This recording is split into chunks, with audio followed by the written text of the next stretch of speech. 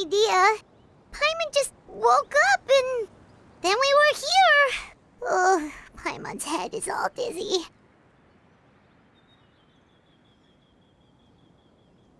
The scenery here looks different, too. Oh, what should we do, Traveler? Please don't tell Paimon someone abducted us and brought us to some strange place that we could never leave.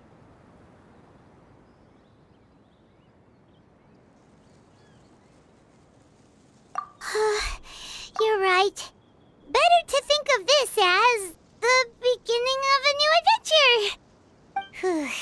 Thank goodness you're still here.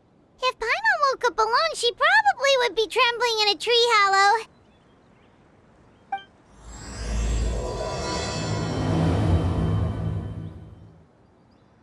Let's follow this path for now. We might be able to meet someone and figure out what this place is all about.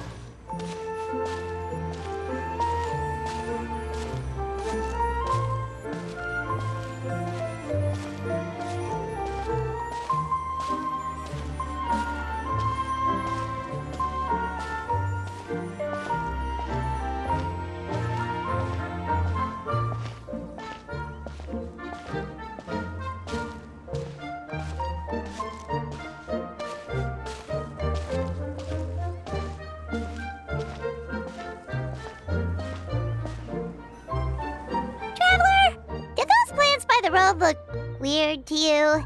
It almost looked like they were made of paper. And those two frogs over there? Yeah, they look like pieces of origami. Oh, by the shade of a lotus leaf stream, don't tell me you forgot how to jump! I didn't forget, Firecracker. I'm just not sure if what I remember is correct. Next thing you know, you'll have forgotten how to sing, much less notate a score. You still remember why we call you Stream, don't you? Yeah, because I've got a great singing voice.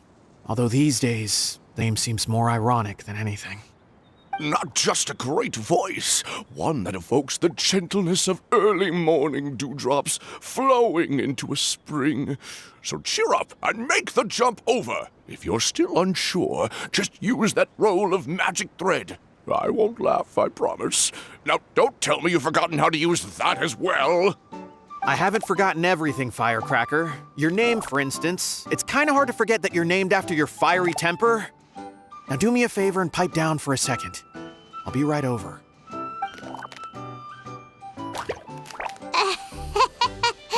You saw that too, right? Paimon's not seeing things, is she? This place is getting more confusing by the second. Anyway, why don't we go after those two frogs? They didn't look evil or anything. Plus, they might be able to help us out.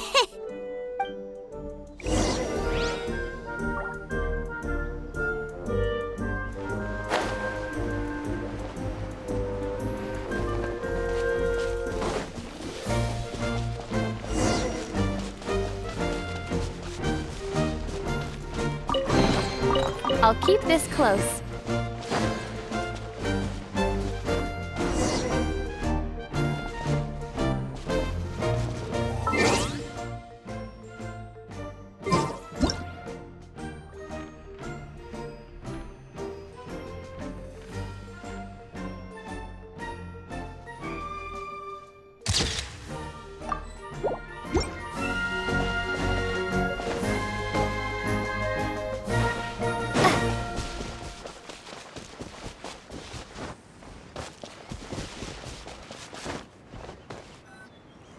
Guess we're not catching up to those frogs. They were so fast. Paimon couldn't even tell where they hopped off to in the end. Excuse me, honored travelers. Did you come from the Cliff of Prophecy, perchance? The chubby paper hamster just talked. Chubby? Who are you calling chubby? I've just got a slightly thicker layer of paper on me, that's all. Allow me to introduce myself. My name is Armand, and I'm an elder of the Forest of Blessings. I've been waiting here for the Hero of Prophecy to arrive. Traveler, could you pinch Paimon just to make sure she's not still dreaming? Pinching, you say? Well, I can help with that. Although you'll have to get a little closer. My arms are rather short. That's all right. We just need a minute to collect ourselves. Okay, let's think things through. We know for sure this isn't the world we're familiar with. The talking paper animals and all the paper trees and plants make that pretty clear. The hero from another world, supported by their companions, shall restore peace to the world. That is what the prophecy says. Dearie me, I completely forgot to introduce you to this world, didn't I? And here I am, getting all excited by the arrival of the hero. You'll have to excuse me. This old brain isn't what it once was, all shell and no nut. Well, perhaps my once glossy paper has faded past the point of no return. It's okay, really. You can just tell us all about this world now. Let me think. Where should I even begin? Pretty much forgotten everything that happened in the past. Right.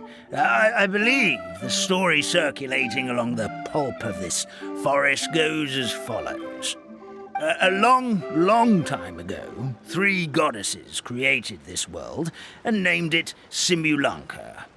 The goddess of creation, who presides over matter and magic, created the mountains and rivers and gave us life.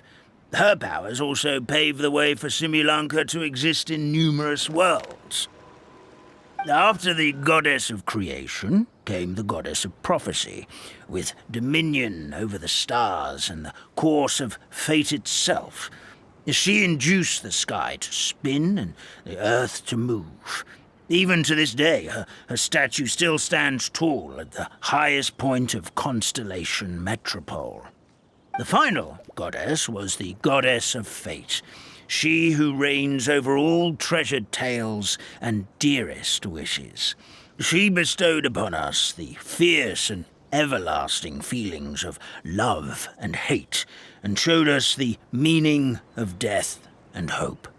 Whoa, they all seem super impressive. Sounds like they really did a lot. Of course, all new residents of Simulanka come to the forest to thank the goddess of creation for founding this world, and travel to Constellation Metropole to witness the divinations of the goddess of prophecy's numerous oracles.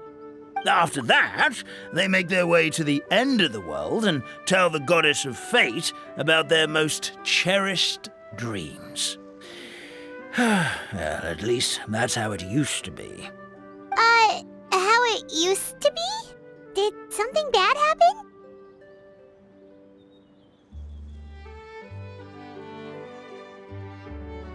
Oh, yeah. That has to do with the hero you're waiting for, right? Yes, this old brain of mine may have forgotten many things, but I will never forget the day the evil dragon descended upon our forest. It came down from the skies in an ominous black mist and ravaged our homeland. Its gigantic footprints can still be seen in the kingdom of breezes and bells. We're incredibly fortunate that no one was hurt. Sounds terrifying. Terror doesn't stop there, I'm afraid. Ever since the attack, the Calligraphy Tavern in the forest has been closed. No one knows why, but it's a catastrophe of the highest order for us, forest dwellers. A catastrophe of the highest order? All because a tavern closed? If we were talking about Mondstadt here, Paimon might understand, but is it really all that serious? Good goddess of creation above. We'd take even the greatest flood over the closure of the tavern. Wet paper will dry out with time. Fallen trees can be restored. But the Calligraphy Tavern is the only source of the magic tonic that sustains all creatures in the forest. Magic what? Magic tonic. It was gifted to the forest by the goddess of creation herself. A special potion that helps us maintain our vitality. Well, our bodies will gradually crumple and become brittle until they eventually disintegrate entirely. Our colors will fade and we'll start to lose our memory until we can't even remember our own names. But wait, Grandpa Almond, does that mean you've already... Oh, I'm afraid so. The color has all but completely faded from my paper. To be honest, all I really remember is that I'm supposed to wait here for the hero of prophecy. But I've already forgotten who gave me that order to begin with. Then we've got to act fast! How can we help? Oh, brave Pixie. May the goddess of fate reward you and your friend for your kindness. Could it be you're the heroes I've been waiting for all along? Not sure how we know that. Plus, we can't even remember how we got here, so it's not looking too promising.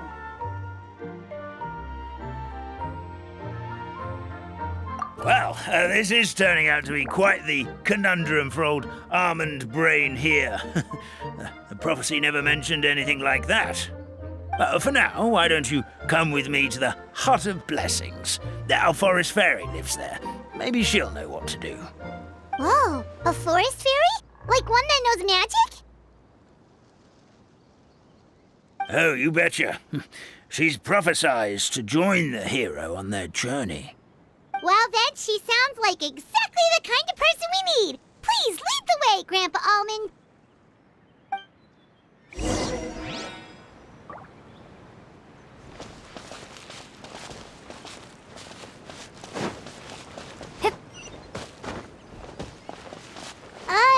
That meadow over there looks pretty strange. That's what the Calligraphy Tavern looks like. Now it's lost all of its color.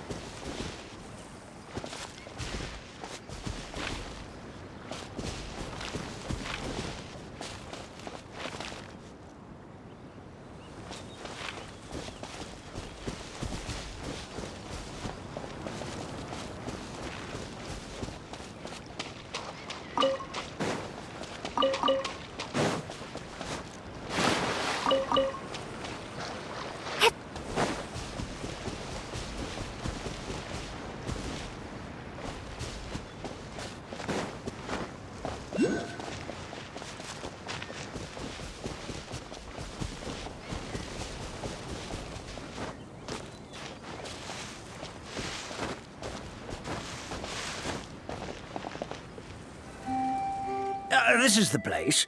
If you could just wait a moment, the fairy should be... Traveler! Paimon!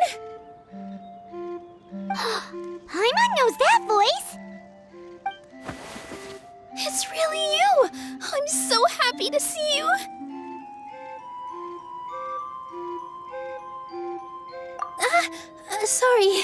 Sorry.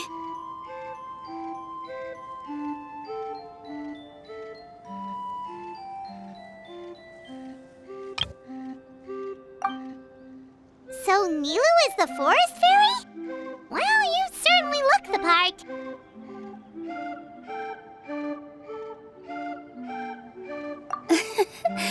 Thank you. To be honest, I'm still getting used to it. It's the weirdest thing. I remember I was reading a book at the Grand Bazaar, and then I guess I must have fallen asleep at some point because, well, then I woke up just like this. And in my dream, someone spoke to me. They said, "You are the fairy of the Forest of Blessings. Now go, save the forest with your magic." At first, I thought this whole world was just part of the dream, but no matter how hard I tried, I couldn't seem to wake up. I couldn't find anyone I knew from the real world either. Sounds similar to what happened with us. We also have no idea how we got here. Anyway, sorry for my reaction back there. I got a bit too excited when I saw you two. It's okay, we totally understand. We were looking for a way out, too. At least we know we're not alone. Oh, blessed be the goddess of fate above. You're already friends with the fairy of the forest. Grandpa Almond, thank you so much for bringing my friends here. Could you let the others know I'm coming? I'll head over right away. Of course, leave it to me. Hey-ho, pistachio. Today truly is a blessed day.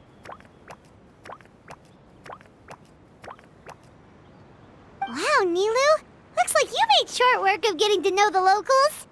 Well, when I arrived here yesterday, Grandpa Almond told me all about the state of this world. Since they think of me as their forest fairy, I just felt like I had to try to help them. Oh, so you mean like using some kind of forest magic to repair the tavern? Unfortunately, I don't know how to use the magic of this world. I've tried using my vision, but it doesn't seem to work here. If the books stored in this hut are anything to go by, this seems to be the place where the goddess of creation first made the townspeople of this forest. She folded the pages of books into small origami animals, gave them life with her magic, and with time, that's how the Forest of Blessings took shape. Maybe one of the books here could teach us how to use magic. I read them all, but only found one reference to magic. The incantation, abracadabra, means to create what I say. This is a world made up of words, where fantastical powers can be wielded by all.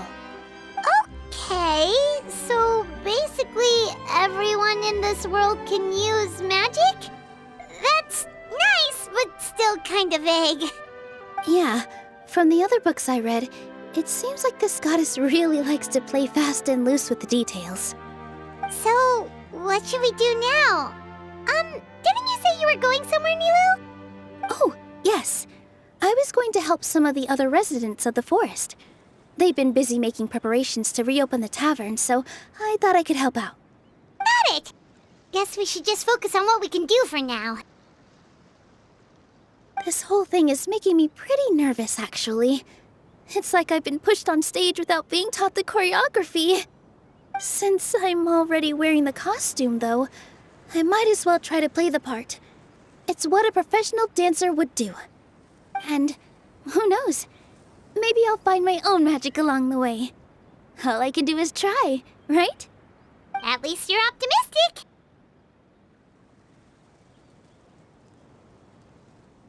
Thank you. Then let's go.